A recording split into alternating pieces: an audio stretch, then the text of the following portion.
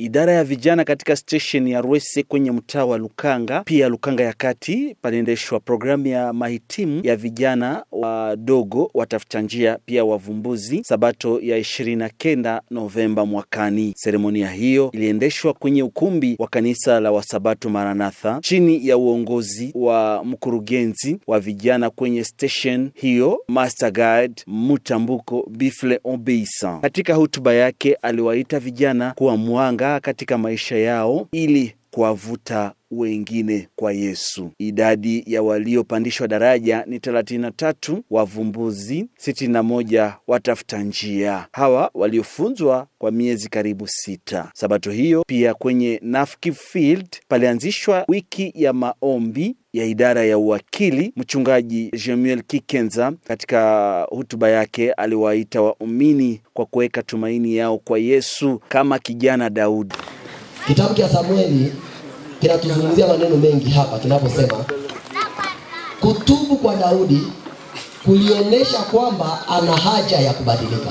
Ila Mungu akampigania Daudi sababu alikuwa ametubu. Katika hatua zote Daudi alipenda kutafuta uso wa Mungu.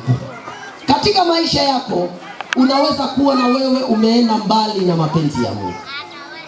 Mungu alikuchagua akakupa kazi ya kusimamia kazi yake katika kanisa, katika jamii lako, katika eneo mbali. Mwenyekiti wa station ya Rwese, mchungaji Musumba Moze, anafurahishwa na programu hiyo na kuwaita wengine kwa kuingia katika chama cha vijana. Kwa upande wa Lukanga katika wilaya mbili, yani wilaya ya Lukanga Centre pamoja na wilaya ya Lukanga, huko ndiko kuliendeshwa mahitimu ya wajia katika klase progressive, na programu hizi zote zimeweza kupitika vizuri na zimemalizika salama.